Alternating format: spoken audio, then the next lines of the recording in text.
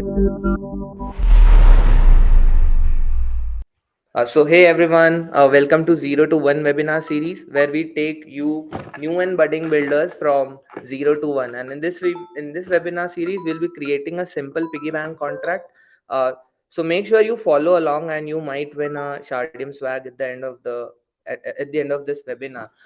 We have Suhas with us. Suhas is one of the early contributors of Shardeum and has been contributing almost since day one to the Shardeum network. He's also a community moderator at Shardium. So, hey Suhas, Can you hear me? Yes, yes. Thanks for the introduction. Hello everyone. Suhas, contributor and community mod of Shardeum, and I am also building .shm. So, just let's start with this webinar. So, in this webinar, we'll actually create a piggy bank on blockchain. Isn't that crazy? So, the agenda is we'll actually have a basics of Solidity, and then finally we'll deploy a piggy bank.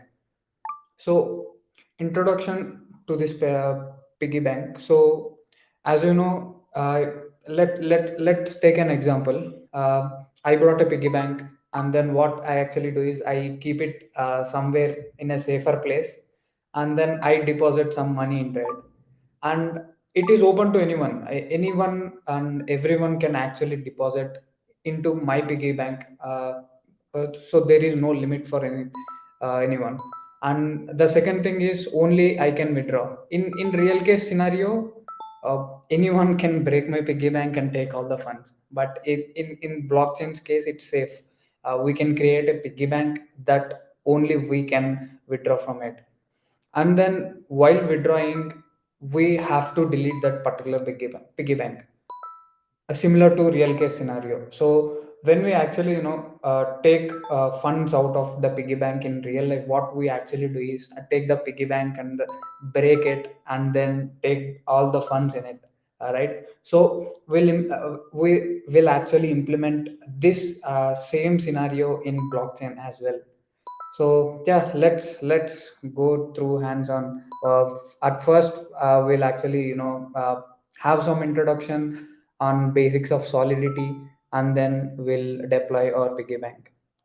So Suhas, this is like only I am the owner of this piggy bank, and only I can break this. However, people can deposit the funds on my piggy bank on my behalf as well, right?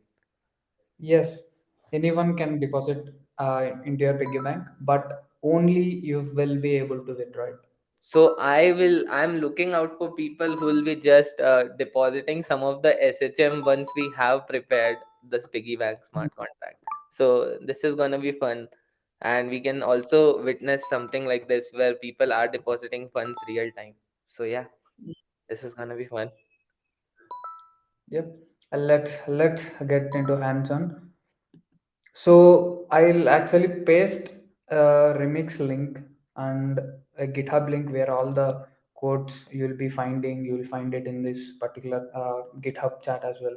So I'm pasting it in the chat. Do check it. So there are two links. One is remix, and the second one is GitHub. So first we have to do is go to online compiler of Solidity. So you may ask, what is Solidity? Solidity is basically, it is a programming language similar to any other programming language, but Solidity is mainly used for writing smart contracts. It is similar to JavaScript, things like that, and Solidity is an object-oriented program as well. So that's not much change. So we actually write uh, smart contracts on this particular, so using Solidity, and we use an online compiler which is remix.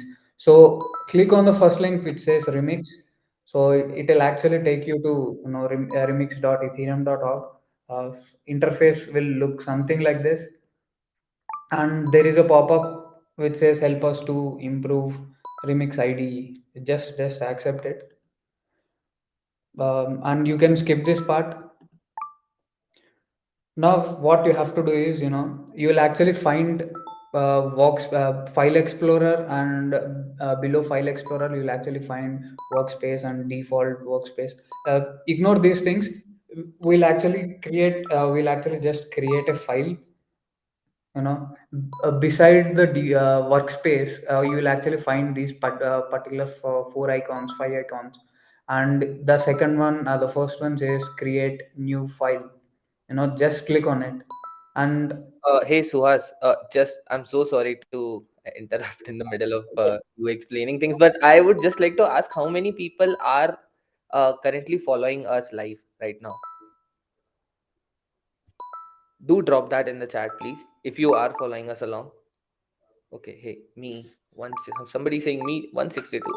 I don't know what that means. Okay. 61 Wow, remix. yeah, we have 159 people watching us right now, and there are a lot of people who are following us. So yeah, I think that's a good number. Yeah, Suhas, I think you can. I just wanted to check how many people are following us. So maybe we'll have an idea. And now that I can see that there are so many people following us, I think we are ready to go. Awesome. So in case Remix is not loading, you can just reload it, because it's an online compiler and sometimes Remix do need refreshing it. So yeah. So the workspace remix workspace some looks something like this. What you have to do is, below workspace as a category, you'll actually find four button, four icons, and the first one is create new link. As you can see here, create a new link. Just click on it, and a pop-up will come. So this is basically a new. We are actually creating a new file in Remix. So for this file, I'll give my a name called Piggy Bank. Piggy Bank. Piggy Bank on blockchain. So remember this. So like when we take a picture, the picture has one extension which says .png or .jpeg, right? In a similar case, when you actually write a Solidity code, the extension of that particular Solidity code file is .sol. So I have given the name of the contract, which is Piggy Bank on blockchain, and at the end I'll give my extension which says .sol, and click on enter. So that's it. That's pretty much how we actually create a Solidity file. And now what we'll actually do is, have short introduction on writing this Solidity program. So while writing a Solidity program, divide it into three parts. One is giving it a license.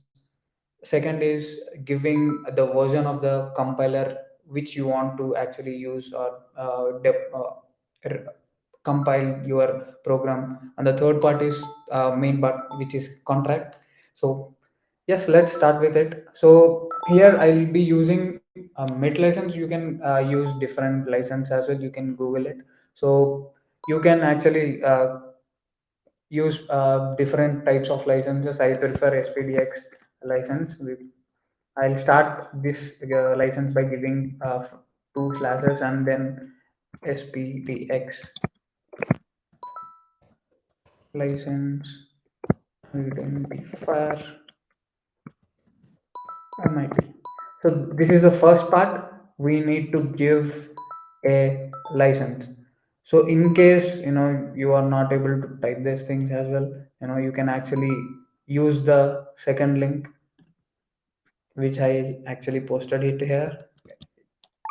So you can use the GitHub link, which is second link. When you click on it, it will take you to a page where you will actually find seven different files. You know, we will actually deploy each part, and then finally we'll go to the piggy bank. In If you open any uh, file, you'll actually find every file has a license in it, and then as I said, so version compiler version of Solidity, and then contract. So yeah, let's go to remix. So we have done our first step, which is giving license, and then second is we need to define our compiler. So to define this compiler in a Solidity, what we use is pragma solidity. So pragma solidity. And now I'll give the compiler version. Compiler version, you'll actually find, many things. Compiler version is basically like, you know for mobile, you'll be having different software versions, and each software version actually updates after certain time. The software owners actually update this particular software because they find some bugs in the previous version, and then what they actually do is solve those bugs and release new version. Similar case in Solidity as well. you know so we'll be using compiler above 0.8.17, and then at the end of every line in Solidity, what we have to do is give a semicolon. Please make sure this. So we have done two steps. One is giving license, and then we have given our Solidity compiler version, and now we have to define the contract. So here we'll define the contract using the keyword contract, and then I'll give a name to my contract. In this case, I'll give my contract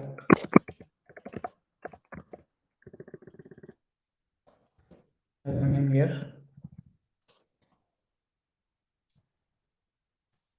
Yeah.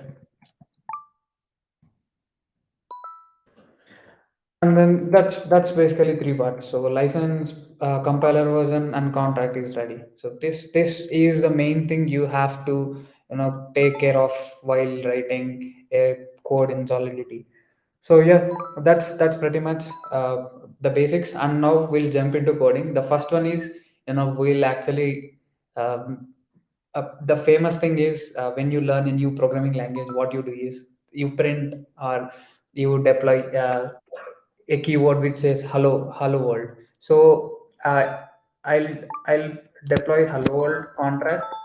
This is basically printing the string which says hello world.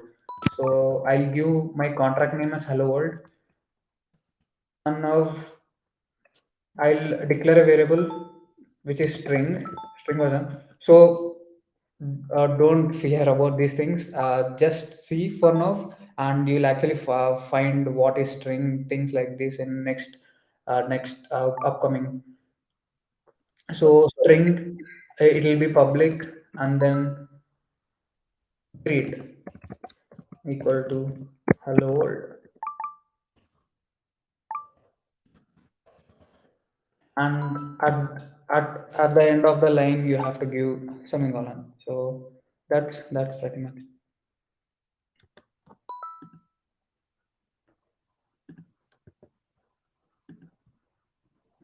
Suhas, can you So zoom in your screen a little? I didn't get yours.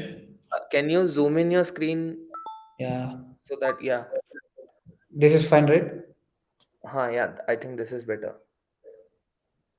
Awesome. So we have written our code.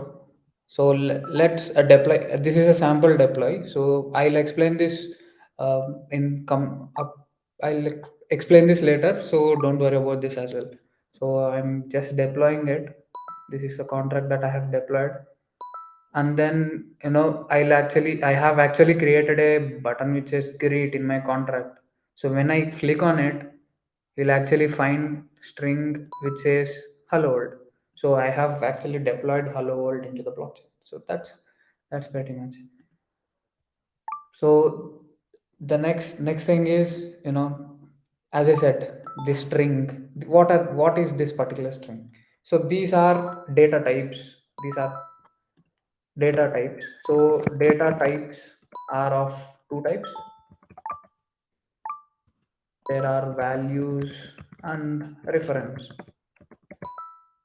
So we'll mostly cover only values in this section because these are pretty much enough for this creating a piggy bank. So values are of many types, and we'll discuss some of them, like uh, in storing numbers, storing true or false like boolean values, storing addresses, like metamask address, or any crypto address as well, such things. So as I said, data types are of two types: values and references. Values stores some data in it. Where a reference also store data, but they actually store arrays, things like that. And yeah, let's uh, go into values. So first values I introduce is int. Int is, let's start with event. Uv int event public. So number event is basically, it takes only positive numbers in it. So we can give any positive number, we can attach any positive number to it, only positive numbers. There is another variable which is int, I mean data type, num1 equal to, this particular int can store value, whether it's negative or a positive. It can store both the values. Like if I give 23, it will store it, whereas in event, if I give any negative number, it actually show an error which says, int constant. So event actually cannot store a negative number in it, so we have to give only positive numbers. And then in int you can actually give negative or positive number, it doesn't show any error. And third thing is string, as we discussed earlier. String read equal to hello world. Hello, this is one. So string is something, which can store data like hello or your name or my name, anything. It can actually store a paragraph, it can store a line. That's pretty much.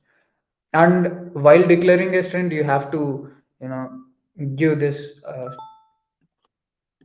And fourth one is boolean. Boolean is basically, it actually identifies true or false. Like, let's declare one boolean, and as an example, bool public, um, name equal to true. You can declare it like this: true, or it can be false. So boolean is basically two types: true and false. So you can declare it as that. And then, sometimes, most of the time, we actually store, addresses in the smart contracts while deploying a smart contract. So to actually store an address, you can use a data type called address, and then public owner equal to, I'll just take my address, MetaMask address, and then I'll store it in here. That's it. That's pretty much. So these are some of the, basic types, value types, in data types that are useful. We use these very often. So that's pretty much. There are many other data types as well, but that are not that much important right now. And the next thing what we are going to learn is functions. Function. So function holds, some lines of codes, and then these functions are used to do some work. Like, let's declare a function. So function can be declared using a function keyword. So there is a keyword called function, and let's say I want to add two numbers. I'll give the function name as add. And as I declared earlier, we have learned data types, right? In that, you actually found event. Event can actually store two numbers, num1 comma uint num2. So this function, what it actually does is external pure turns uint. So I have given a function which says add uint num1 and uint num2. So add is basically the name of the function, and this function takes two inputs, which is num1 and num2. So there is two things called external and pure. these are some things like these external keyword. What it actually does is, by giving this external keyword to it, only the contracts outside of the this particular contract can access it. And whereas the keyword pure, this pure says to the compiler that this particular function need not to be stored in the blockchain. And then when this function is actually executed, it returns a value in which is uint. Uint is basically a value positive integer, so it returns a positive integer. So it takes two integers as input, which are num1 and num2, and returns an positive integer. So return num1 plus num2. So this is the body of it. What is actually happening here is, when an user gives input num1 and num2, let's say 1 and 2, num1 value is 1 and num2 value is 2. What this function actually does is, adds num1 and num2. So if in case num1 is 1 and num2 is 2, 1 plus 2 is 3, so it should return 3. So let's deploy it and check. So I press on deploy, and then in deployed contracts, I can actually find this. So you can actually find this function here, which says add. Add is the function name. And then what it actually does is, takes two inputs, like let's say 1 comma 3. And now when I click on add, what it should do is, it should actually give me the result, which is 3. So I mean, which is 4. I have given the values 1 and 3, so it gave me 4. So that's the answer. So let me give another one, 5 plus 1, 5 comma 1. So when I add it, it should be 6. So the value is 6. That's how the a function works.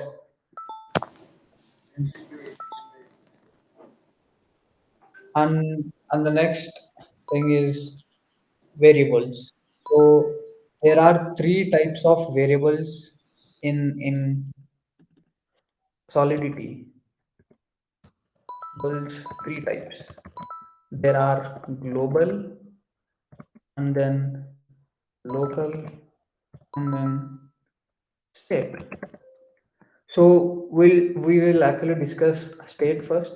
So state variables are, let me add event num.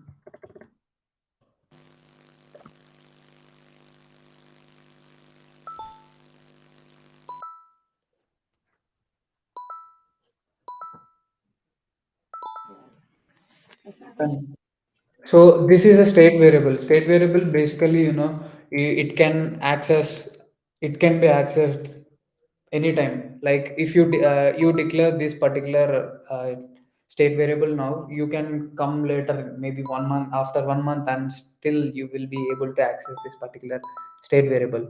Now, if this is state, now if I actually I'll actually do is I'll declare same variable inside a function. I'll give num2 equal to 20.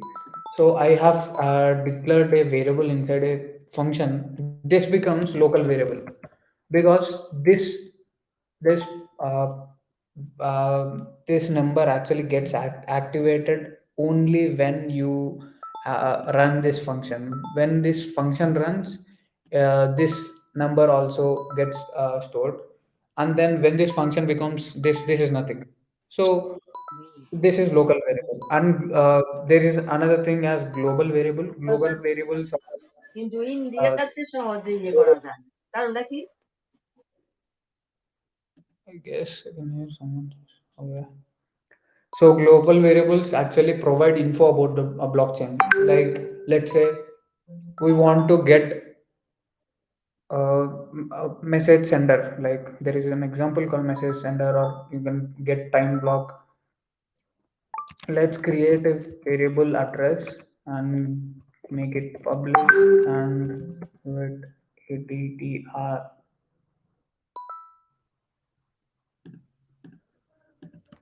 equal to message dot sender. So what actually happened here is I have declared an address which stores an address. So previously what we have done is address public addr that's one equal to, I just simply copied my address and then I pasted it here and with a ending with a semicolon. What this actually does is, store make this particular metamask address, this particular blockchain address as the owner. This also does the same thing, but the only difference is the let's say I give this code to anyone. So if anyone may deploy it, the owner will be this particular blockchain address only. Whereas if you use message dot sender, this particular when this particular code gets deployed, the person who deployed is the message dot sender. So the address, the address variable actually stores the one who actually deployed this particular contract. So this is global variable. Is anyone stuck anywhere? They can just put the things in the chat and maybe Suhas can answer it.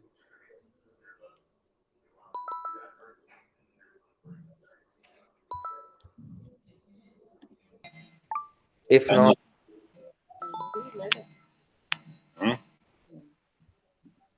Okay, I'll go a bit slow from now. If you are stuck anywhere, do inform that. I'll take it from there. exclaim.it, you can always post that if you are stuck somewhere and we'll help you out. Difference between global and state variable. See, state variable is, you can actually store data in it, and even after 1 week or 10 days, you can actually come back to the same contract and get this particular thing. This is completely different from global variable because global variable actually gets the data from the blockchain. Let's say uh, in this particular case I'm using message dot sender. This message dot sender, what it actually does is it goes asks blockchain which metamask address did deploy this particular contract, and it will take that particular contract and store it into addr. We can, there are some other global variables like which actually stores block number, which actually stores time as well. So it will take data from the blockchain. It provides data to blockchain. It takes data from the blockchain. Whereas this is we are storing some data. So that's pretty much difference between them. I think we can proceed on the next things as well. So we have actually completed functions. Okay, we are in constructor. So the next thing is constructor. So yeah, let's declare this and then declare a constructor. So constructor is basically, it can be, it is similar to function, but it can be deployed only once while the code executes. When you actually deploy a smart contract, even the code in the constructor also gets deployed. So let me give an example.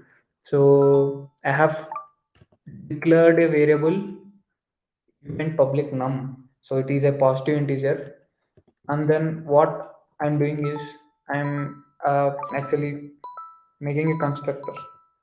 Constructor. So I'm declaring a constructor using constructor keyword, and then inside constructor what I'll actually do is, I'll assign value to this particular num equal to 10. So I have assigned 10 to num. Now when I actually deploy this particular thing, okay, let me close this, open this. When I click on num, you will actually find 10. If I actually comment it out,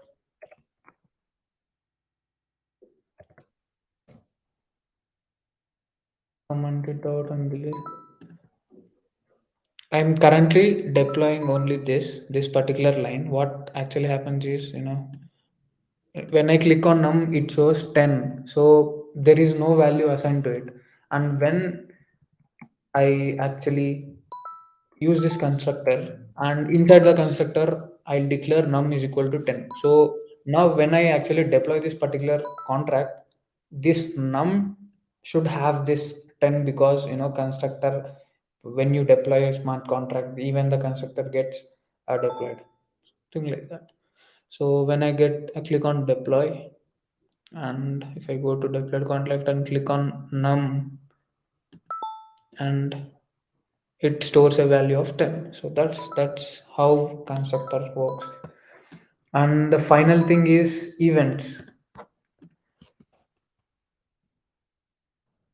Events are basically, it is a function which can store data into blockchain, but then we can't retrieve data like in state variables. Like this is a state variable, right? In state variable, what actually happens is, you can you did actually store a value 10 to it, and then you deploy it, and then maybe 1 week, maybe 1 year, after 1 year or 100 years, you click on this particular num, it actually shows the value 10. Whereas when you declare an event stores data into the blockchain, but the thing is, you can't actually retrieve the data from the blockchain. Like in this case, when you click on num, you'll actually find the value inside it, right? Whereas in event, you can't retrieve data. This is used, this is a game changer for saving gas, saving data as well. So when you actually go to any particular website, let's say this GitHub is made up of is made on blockchain, and what actually happens is, when you click on this particular button, we just actually count the click and not the person who is clicking on it. We don't want these statistics, because when there is uh, lakhs of people coming clicking on thing, we need how many clicks that particular thing has been doing, not the person and why he's clicking on it. That pretty much waste of data, right? So events are these used in these kind of scenarios. So we can Even these use this kind of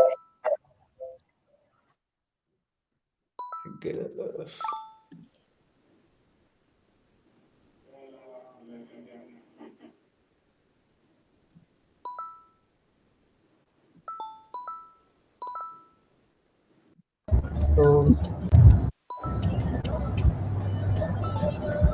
just to turn off this. Uh, yep, thanks. So I have muted everyone. awesome. We Thanks. have one question in the chat. Maybe it's about message sender. If you can answer that. Can you explain how message.sender assigned to variable does our code execute during deployment? I think constructor is needed for that. Yes, we'll actually find this in the main uh, Piggy Bank code. So no worries on that. For now shortly, what I'll do is I'll explain one thing.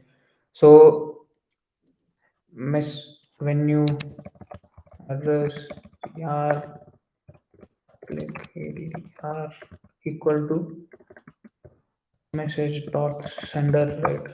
So what actually happens here is, when you deploy this particular contract particular contract, what this message dot sender actually does is, goes to blockchain, to blockchain and asks for the person who deployed a contract.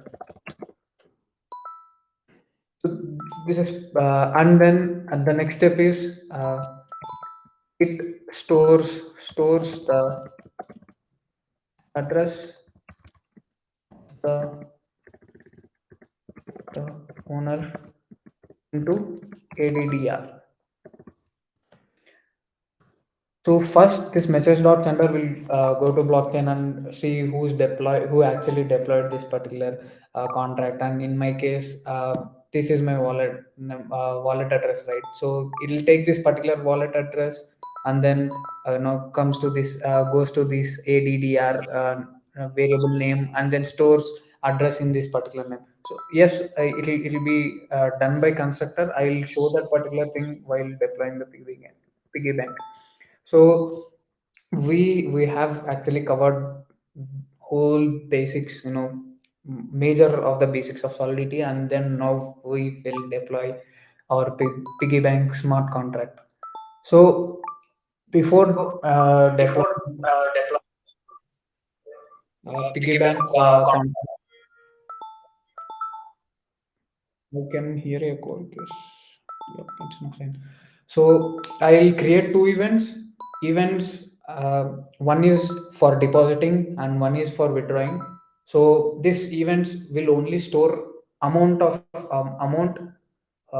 Let's say if I deposit 10 SHM to my piggy bank, it'll what event actually does is store that amount only, not and only amount details it will store, and rest we actually don't need it. And then while withdrawing we'll create another event and it'll it'll actually store how much amount I have withdrawn. So let's start with event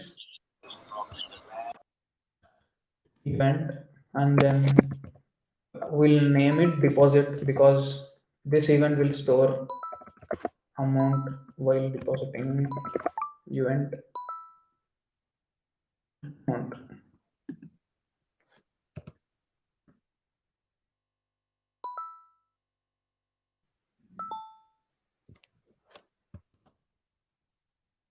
Then event withdraw.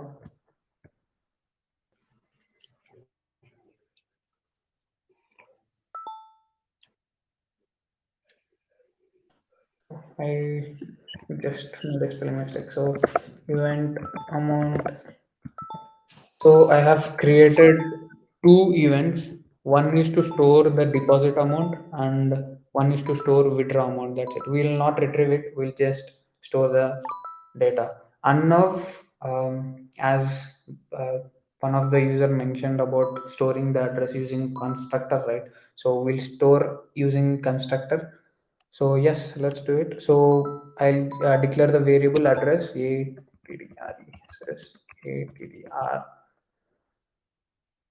public. I'll create public and owner equal to message. I mean owner. I'll just declare owner. Now I haven't assigned owner to it. Now using constructor will actually update the owner address. So constructor then inside the constructor what we will actually do is declare owner equal to message dot sender equal to message dot sender. That's it. So what we have done here is when an user executes this particular contract, the user will become the owner of this contract. The one who deploys the contract will become the owner of the contract. So that's what we have done. 我上周 The next 有三十啊。And the next thing we'll do is receive, when user deposits uh, some funds in it. As I said, we have to store it in the blockchain, right? For an event to actually store some value in it, we use a keyword which is emit. When we emit the, when we actually use this keyword emit, then that particular data will be stored into the event. we just we just declared the event here. Now to add data, we will use emit. So we'll create a function, receive function. So it is prefixed receive external.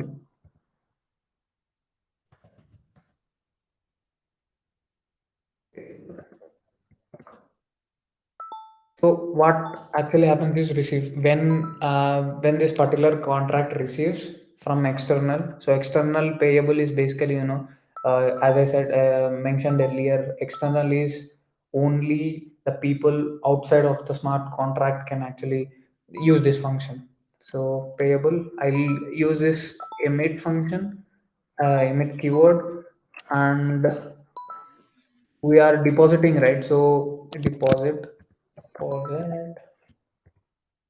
and message dot value. Again, message dot value is a global variable. What actually this message dot value does is, when I deposit some funds, let's say 10 shm inside Piggy Bank, what this message dot value do is, it'll check how much I have sent. In this case, I have sent 10 SHM. So this message dot value checks that value and gives that value as the output. So that's pretty much it. This That value of function so emit deposit message dot value. What it actually does, that's pretty much emit this particular amount into event deposit. So, oh, I missed. There is an error. Let's see. Oh, this. So as I said, we need semicolon at the end of every line. So that was error. I guess yes, that is there. And then we'll create function. So this function, what it actually does is, we have created constructor for making the owner, and then we have received uh, store deposit data into event. Now what we have to do is, first thing is, only owner should be able to access this particular contract to withdraw it, and then we have to store this particular withdraw data into our second event, which is event withdraw. And then we will actually destroy this particular contract. Like, when you actually take Piggy Bank and throw it, when you actually withdraw, what you have to do is, you take it and then the similar scenario make this contract as well. So let's create a function which is withdraw. Function name is withdraw because we are withdrawing. And external is basically, only the person, people outside of the smart contract can actually access it. Now we'll as we talked before, only owner should be able to withdraw. So now we'll use a keyword function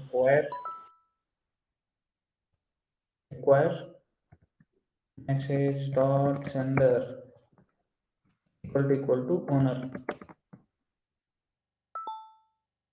See, the message dot sender here and the message dot sender in the constructor works differently. Here, this particular message dot sender stores the address of the owner, whereas the message dot sender here stores the address of the person or the user who actually uses this withdraw function.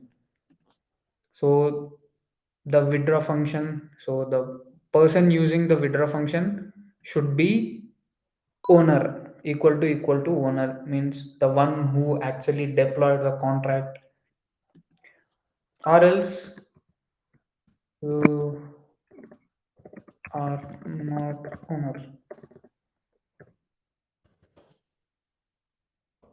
So if this particular user who actually accessed withdraw function, clicked on withdraw, if he is the owner, he'll be able to access it, or else it will show a prompt that you are not the owner.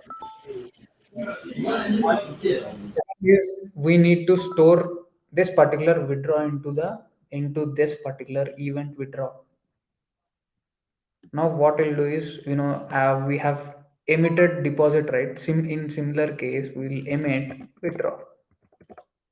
Emit withdraw address this balance. So this line, what it actually does is, it checks the balance first. The contract balance. This balance is contract balance here, so it checks contract balance, and then it withdraws. It sends to this particular event withdraw that how much balance is left, and then next line is we need to send those tokens from this contract to the one who actually, the owner of the contract. So now, while sending funds, what we actually do is destroy it. Like in a real case scenario, we take the piggy bank, break it, and then take the funds out of it. Right. In similar case, here we use a function called self destruct. This is inbuilt function,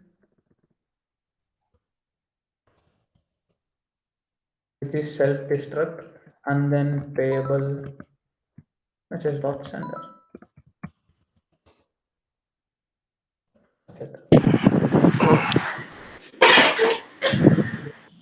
There is a error here.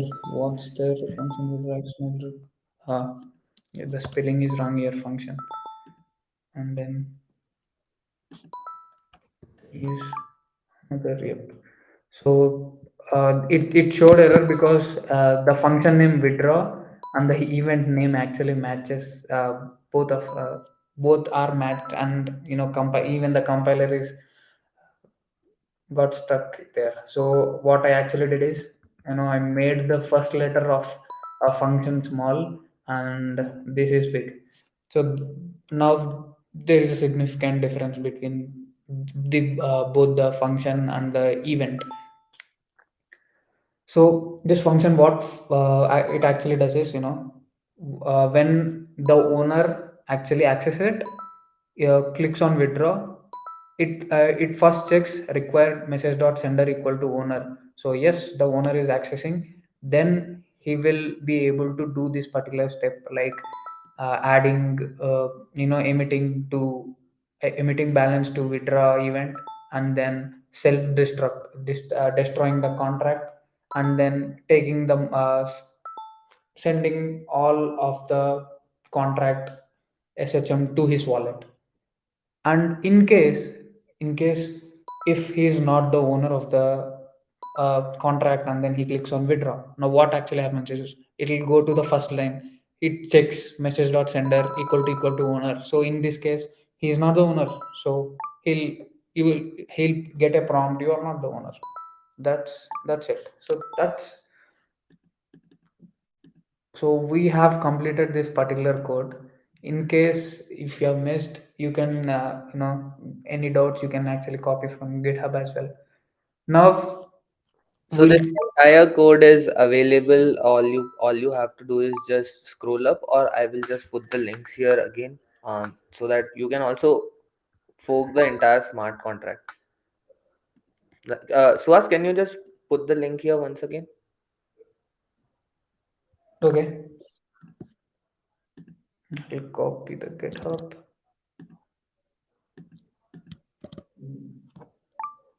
I've sent it. So I'll change my contract name to Piggy Bank. Yes. So now people can also just click on this GitHub, make a fork of it, or just copy this and paste Copy it. it and paste Yeah, it. just paste Yeah. it in the GitHub itself. So now we'll continue to deploy it. So first thing, we have to do in Solidity is first we have to write the code, and second part is go to Solidity compiler. The third one in the row. In the top left, you'll actually find five buttons, five icons: home, files, search, and then Solidity compiler. Click on compiler, and then you'll actually see compile piggy bank on blockchain. This is the name I have given to my file. So I have clicked on it and it got compiled.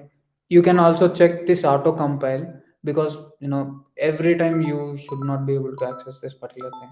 So once you click on auto compile, it actually checks the code every time, and then we have compiled it. So compile is basically, this actually checks all the errors. In this case, I'll just create an error. So I'll remove a semicolon. You'll actually find this compiler option turning into red and says one. If I'll give remove create another error, it'll actually say another error. So that's much. So when you click on compiler, and make sure you use auto compile, because it saves your time as well. And then we go to environment. Here, what you have to do is, uh, open Shardeum 2x.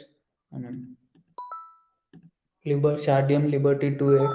So I have open my Shardeum Liberty 2x, and then we'll actually connect Remix with our MetaMask and deploy it on Shardeum Liberty 2x. Now, to connect your MetaMask to Remix, what you have to do is, after compiling, come to deploy and run transaction section. This is the final section. And then at the top, you will find environment, one category called environment. Click on it and then select injected provider MetaMask. In some cases, people will only find injected provider only. So click on it,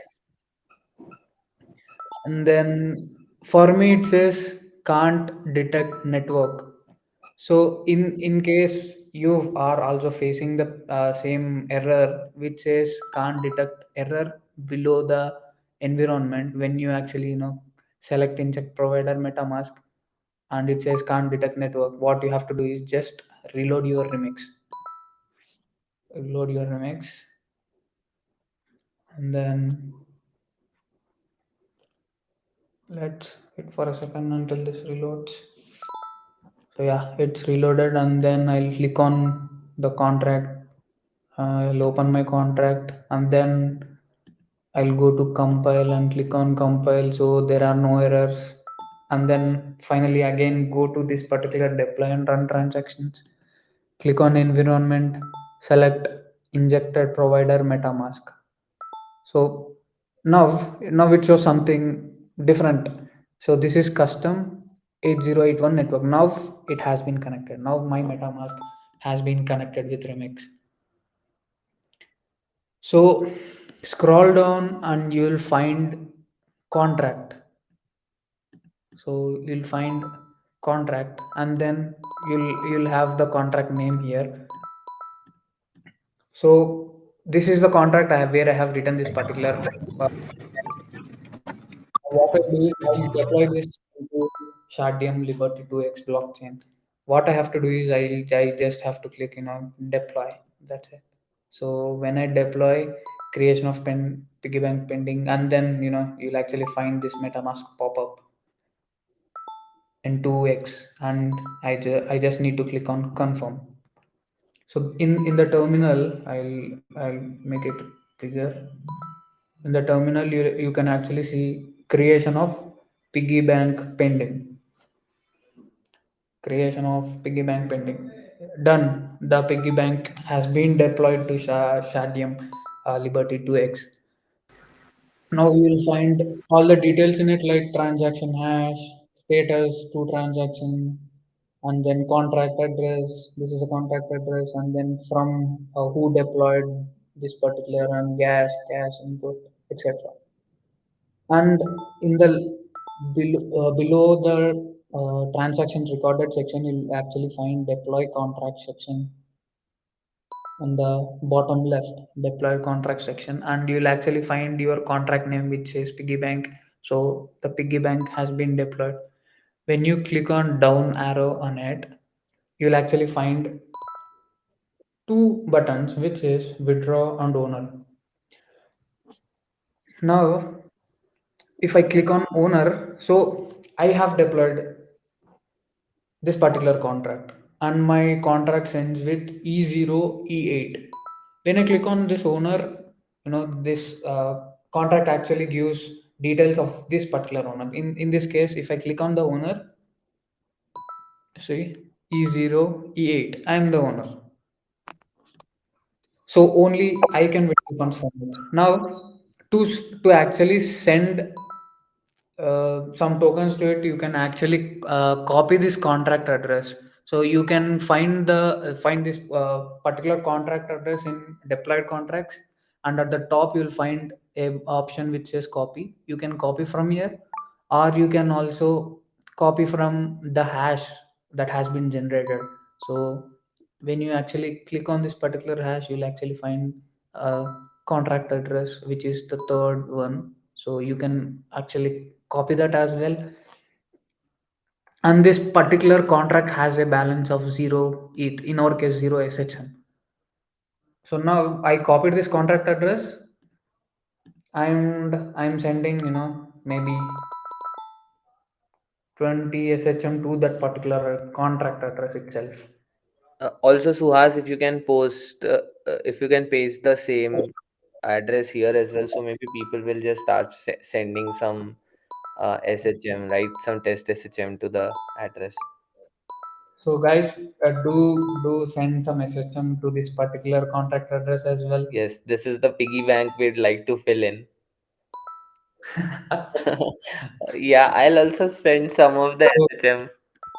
so I have received some 20 SHM. So guys, do do do send some SHM to this contract address. So you can copy the contract address from the chat and send some SHM, like you send to another address, right? So you can send similar to that as well. Let us know once you start receiving some SHM there.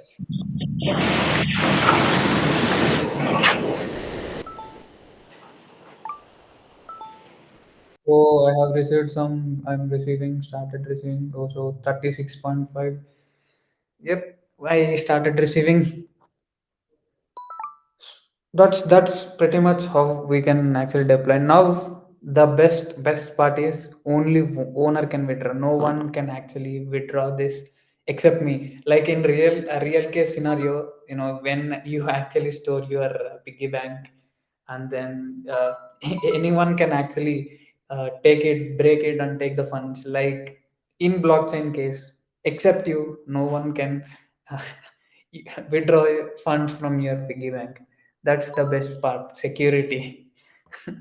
So I have been receiving some SHM. So now you can, I'll show you this thing. So there is like 22,527 SHM in my address. Now when I actually withdraw it, so there is 92 SHM, right? So I clicked on withdraw, and again a MetaMask pop-up has appeared here. Now I'll click confirm. I'm withdrawing it.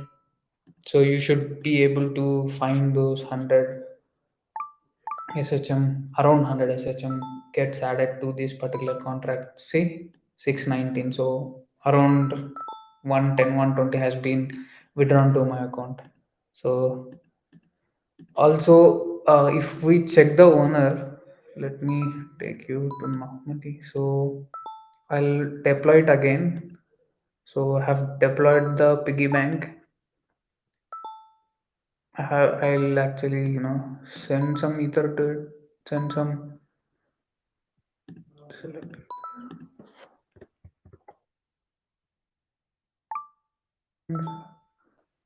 okay. So I'm selecting another account.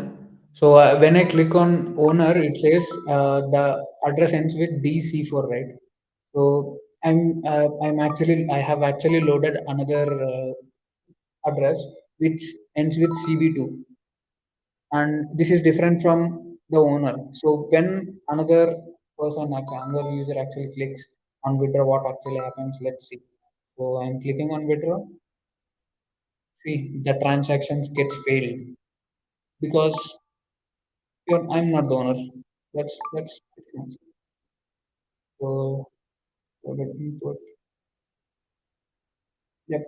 So I was not able to withdraw, and now I'll go to my original account and then click on withdraw. When I click on withdraw, the owner should also be changed to dead. That means 0 x 0000. So it's a dead contract. Now this there is some owner affiliated to this particular contract address. When I click on withdraw, these 10 SHM should be sent to my account, and then the owner should actually turn 0x00, which is a dead address. So let me click on withdraw now. I clicked on withdraw. So transaction went through, and you can see 10 SSM getting added to my wallet. And now you can see the address has this. When I click on owner, what happens? Let's see who's the owner. So I'm clicking on owner, and then you can see 0x0000. So that means the contract has been destroyed. So when you click on withdraw, when the owners click on withdraw, the contract gets destroyed, and then the funds will be moved to the owner itself. So that's pretty much how to uh, make a piggy bank on blockchain.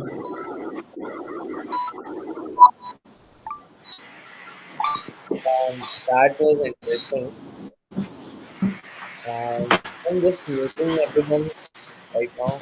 Maybe, um, so as if you can just turn off your screen sharing, and if you can just mute people who are muted, so that would be fine. But I think, yeah, that was a pretty good demonstration of things. Maybe a lot of people learned how to build their own piggy bank smart contracts. And if you guys learned, please just drop a text that, yeah, I made it, or I sent some SHM to Suhas, because I think, Suhas, how many SHM do you have in your piggy bank wallet?